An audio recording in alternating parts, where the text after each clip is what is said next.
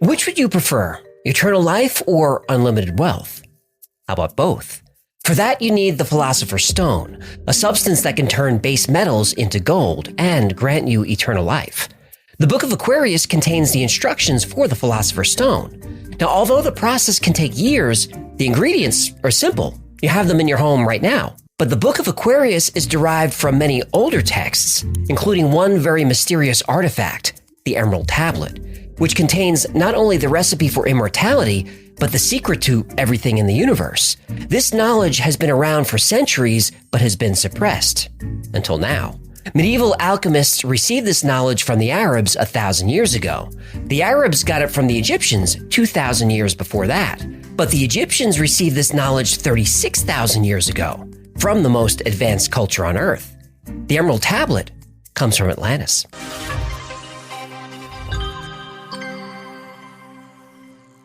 For hundreds of years, the recipe for the Philosopher's Stone was the most sought-after secret of alchemy. According to legend, this substance could turn ordinary metals like lead and iron into gold. The Philosopher's Stone was also called the Elixir of Life because it could restore youth and even grant immortality. For centuries, alchemists attempted to create the stone, breaking down, distilling, and combining different materials in pursuit of this goal. This actually led to the creation of chemistry. Now, this might sound like hocus pocus, but some of the most brilliant minds in history believed in the Philosopher's Stone and dedicated a large portion of their lives in pursuit of it. Some became so infatuated that it drove them to the brink of insanity. Isaac Newton is remembered for his contributions to mathematics, astronomy, and physics, but he was also interested in alchemy. Newton spent the last 30 years of his life obsessed with the Philosopher's Stone. He even made his own translations of the Emerald Tablet, which are still studied today. Holy Roman Emperor Rudolph II brought the best alchemists in Europe to court. Men like John Dee and Edward Kelly were given a private lab and an unlimited budget. At the beginning of the Renaissance, there was an alchemist who, as the legend goes, actually discovered the Philosopher's Stone, and his name was Nicholas Flamel.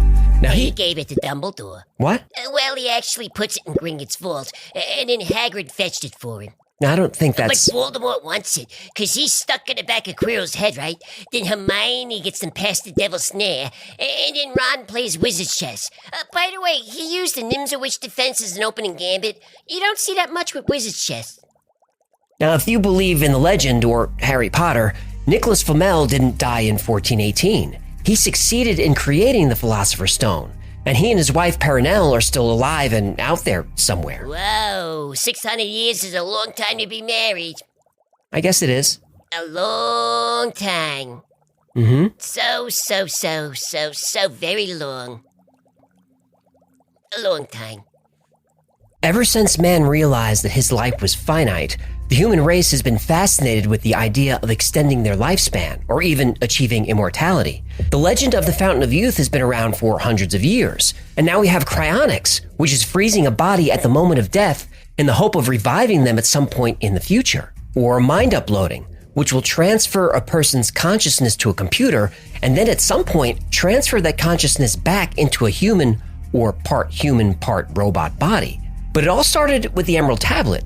Written by the Egyptian god Jehudi, more commonly known as Thoth, Thoth was one of the most important gods of ancient Egypt. He was worshipped before the age of the pharaohs, so before 5000 BC. Thoth was the god of magic, wisdom, and the moon. He was usually depicted as a man with the head of an ibis. IBS? Ibis. What'd I say? Thoth created writing and hieroglyphics. He wrote the Egyptian Book of the Dead. The Egyptians claimed he invented science, religion, philosophy, and, of course, alchemy. Greeks call him the inventor of astronomy, mathematics, civilized government, and the alphabet. Kind of an overachiever, this Egyptian, eh? Well, that's what's interesting. Thoth wasn't actually a god. He wasn't even Egyptian. He arrived in Egypt many thousands of years ago, and he brought with him knowledge and wisdom from his own country. Which is? Thoth is from Atlantis. Yahtzee! Plato described Atlantis as being divided into 10 kingdoms, each with its own government, its own rulers, and its own purpose. One of these kingdoms was the island of Undal, which was the Atlantean center of philosophy and science. Thoth was born 36,000 years ago on Undal in the city of Keora. Keora was a community of scholars, scientists, and priests. Thoth was trained by his father Thotme, who was a very important figure in Atlantis. Ptolemy was one of the Children of Light, who were an advanced race that lived alongside humans. The Children of Light provided the human race with science, language, and eventually technology. Some have said these beings were extraterrestrials, or the Anunnaki, or both. Though the Children of Light weren't gods, they would appear godlike to any normal human. But these are mortal beings. They're born and they die, just like we do. Whoa. But if he could die, how was he in Atlantis 36,000 years ago and then in Egypt 5,000 years ago? I'm getting to it. Sorry, go ahead. I like this story. I thought you would. Anyway, Thoth's father, Ptolemy, was the keeper of the Great Temple, which means he was a high priest who carried messages to the human race from the Children of Light. Wise were we with the wisdom of the Children of the Light who dwell among us. Strong were we with the power drawn from the eternal fire. And of all these, greatest among the children of men was my father, Ptolemy, keeper of the great temple, link between the Children of Light who dwelt within the temple and the races of men who inhabited the 10 islands.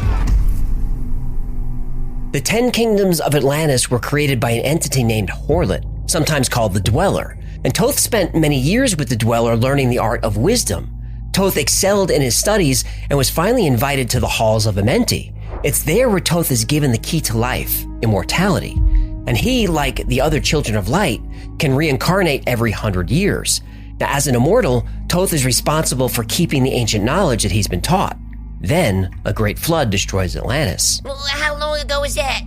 13,000 years ago. And when was the Younger Dryas? 13,000 years ago. Uh-huh. Yet another flood myth takes place during a period of time known as the Younger Dryas. Every culture on Earth has the same flood myth. Anyway, in order to preserve the knowledge and culture of Atlantis, Thoth is one of the teachers sent out to establish new colonies around the world. One of these colonies is in South America. Another is in Central America. Thoth travels to a land the Atlanteans call Kem, but we know it as Egypt. Thoth took with him a tablet carved out of green emerald, though some believe it might have been crystal. Others say the tablet was made of orichalcum, a valuable ancient metal that, according to Plato, was mined in Atlantis.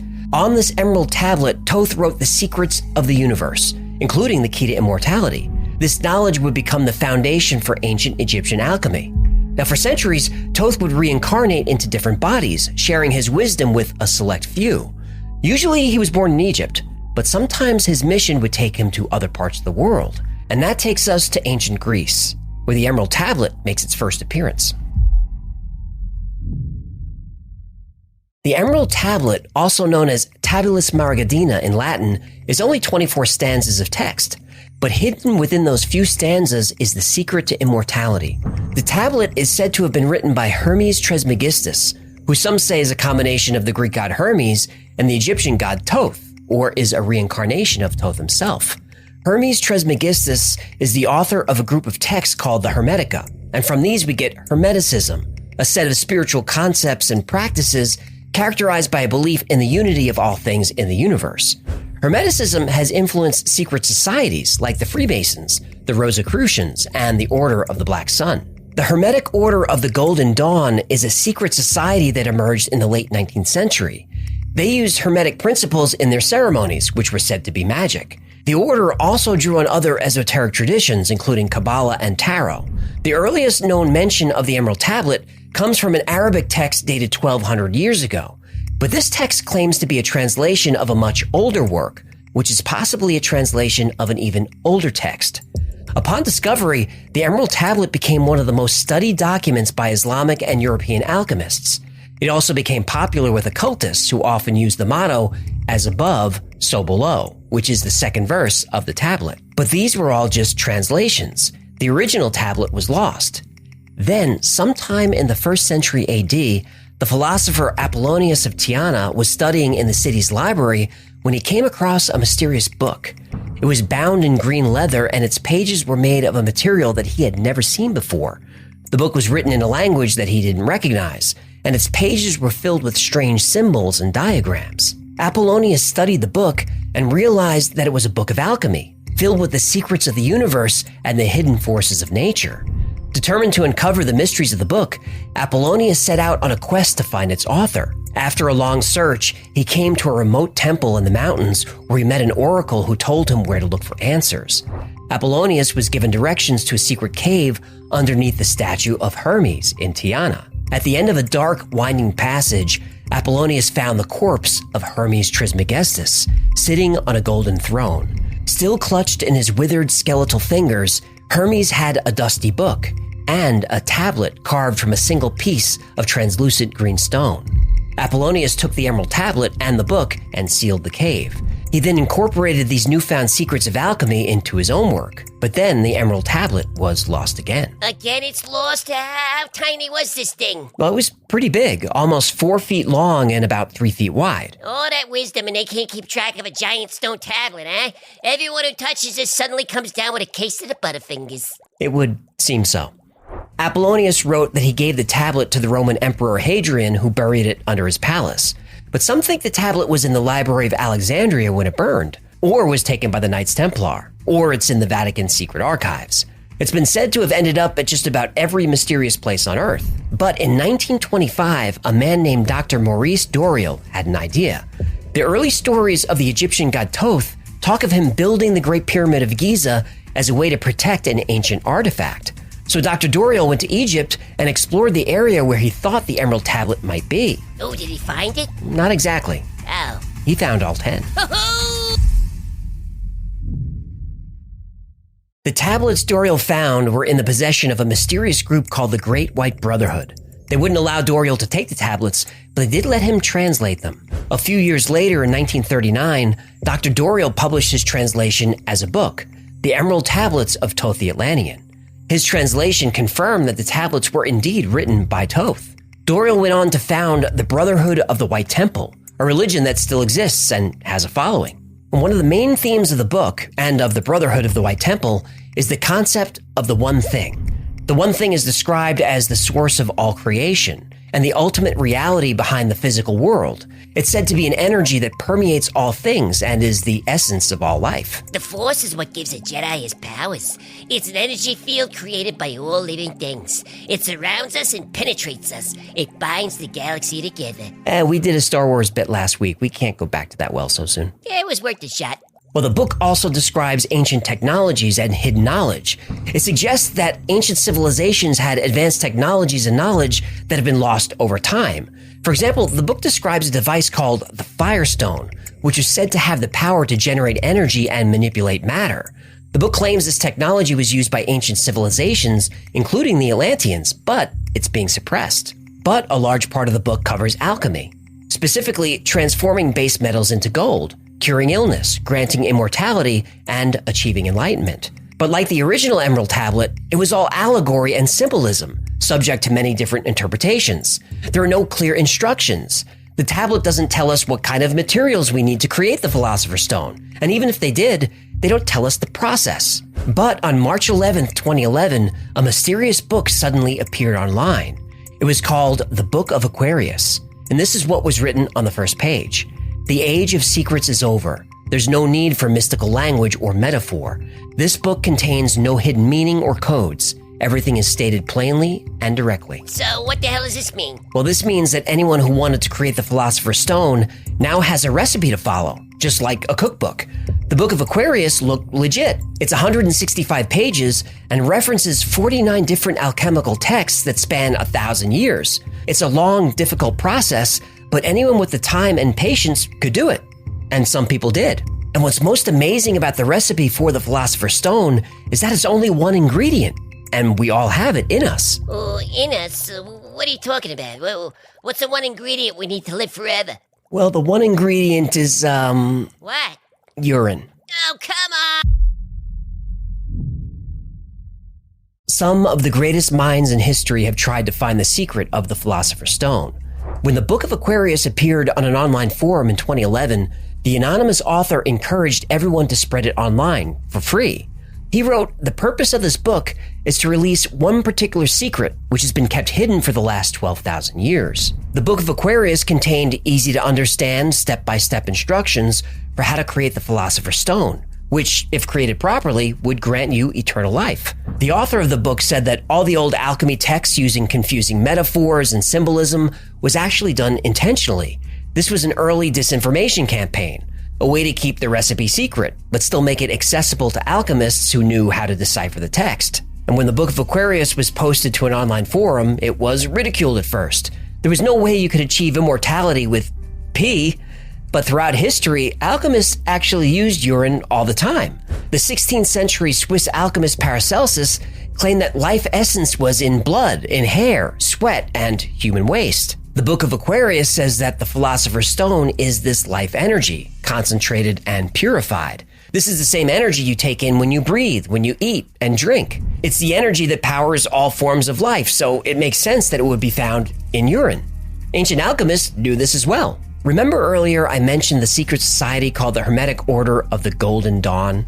It had a lot of famous members. W.B. Yeats, Aleister Crowley, Arthur Conan Doyle, and a lot of other names that you'd recognize. Their name, Golden Dawn, is a reference to the only ingredient used to make the Philosopher's Stone.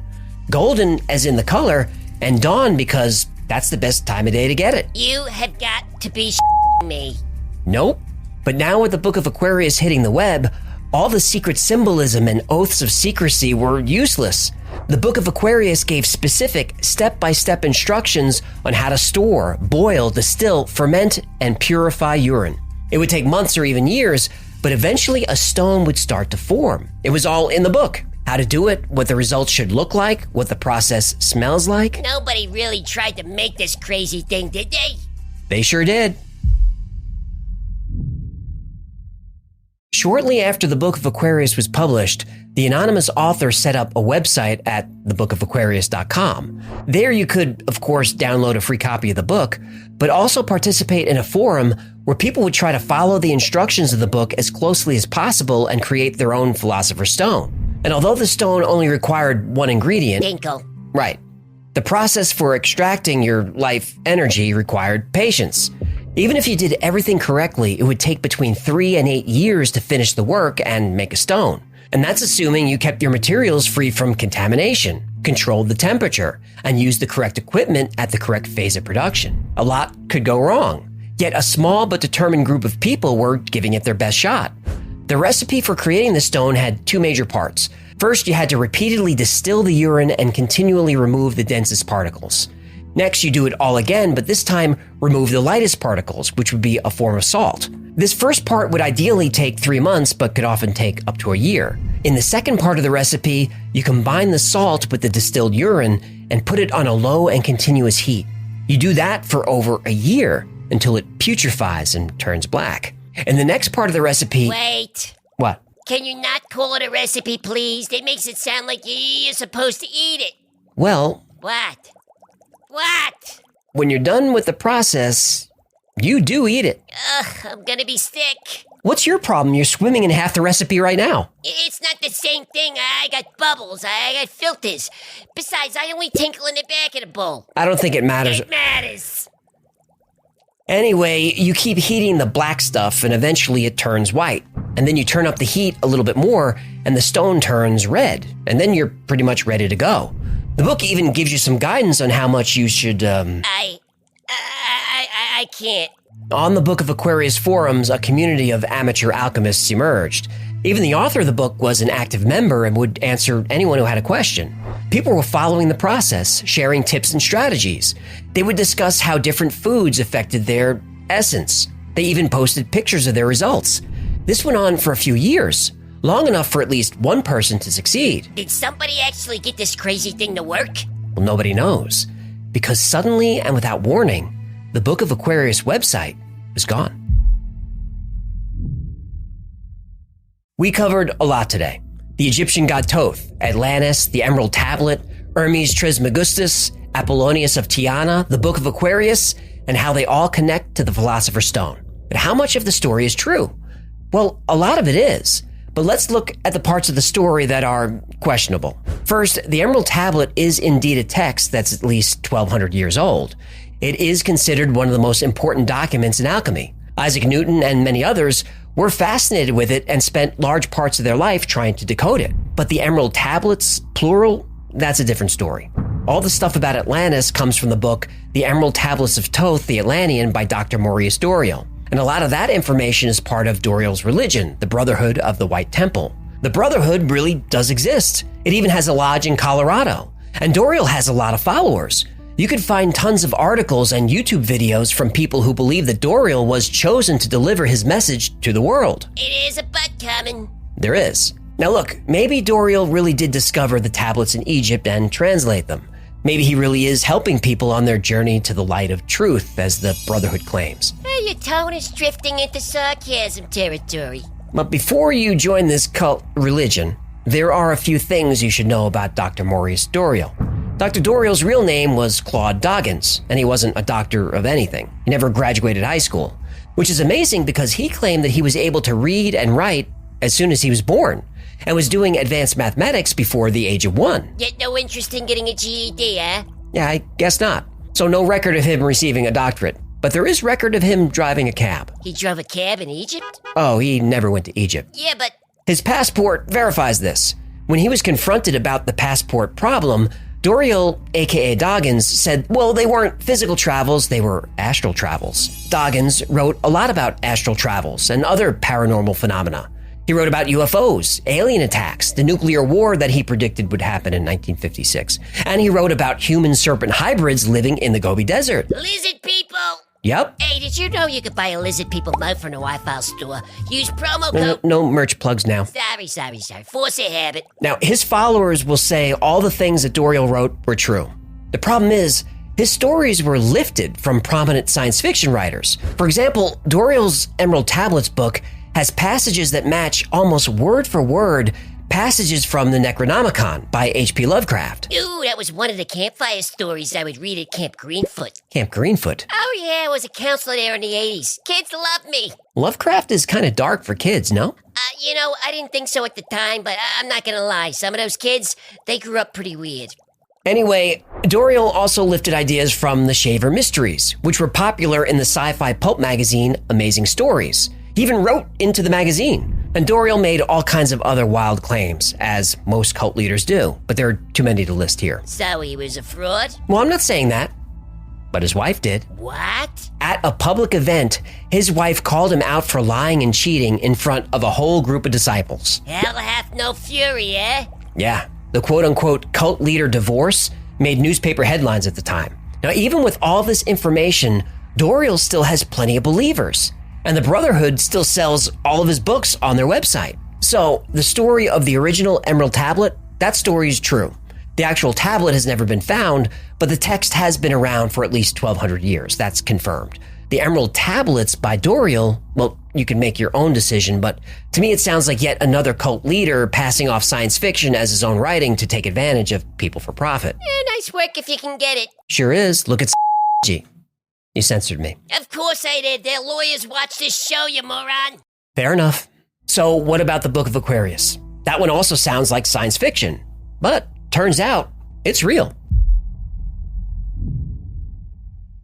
Ever since the Book of Aquarius website was taken down, there's not much information about what happened to the people who were trying to create their own stones. One theory is that some people were actually successful, so either they had the site taken down or... The Illuminati. Right, some group of shadowy elites didn't want this information public, so they took down the website. And even though you can still download the book from the Internet Archives, you can't view the messages on the message board.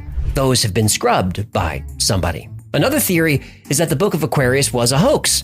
But if that's true, it's a hoax that took a lot of effort. The book is 165 pages, and the author goes into meticulous detail. And he quotes from 49 different alchemical texts, ranging from the 20th century all the way back to the 11th century. Many of these texts are pretty obscure and hard to find, and no one has ever come forward to take credit for writing it. The Book of Aquarius is probably not a hoax, but a book written by a passionate individual who honestly believes they're sharing the secret to creating a Philosopher's Stone. With Tinkle? Yep. There's actually a well-documented case of an alchemist attempting to create the Philosopher's Stone from urine. In 1669, German alchemist Hennig Brand dedicated years of his life to creating the stone. He was convinced urine was the way to do it, and he did everything that the Book of Aquarius says to do. Now, after boiling and distilling 1,500 gallons of his essence, he ended up with a white, waxy substance that actually glowed in the dark. He made the stone? No, he accidentally discovered phosphorus. Now, to a 17th century alchemist, this must have been amazing. Here was a substance that was the product of the human body that was glowing with a life force. Now, Braun kept the recipe secret while he tried to create gold, but when he couldn't get that to work, he sold the recipe to another alchemist. As for living forever, well, it's been reported that Hennig Braun did die, but nobody knows exactly when. Now, of course, legend says that he faked his death and, like Nicholas Flamel, is still alive today. Now, that makes sense to me. If I created the Philosopher's Stone, I don't think I'd ever tell. Would you? Now, if you want to try creating it, the Book of Aquarius is still available online and linked below. But I don't recommend it. Boiling urine smells awful. But that's a small price to pay for immortality. Whoa, wait. How do you know it smells awful? Don't worry about that. Now, if you do decide to try and create the Philosopher's Stone, do me a favor. Email me in about 600 years, and we'll both have a good laugh. No!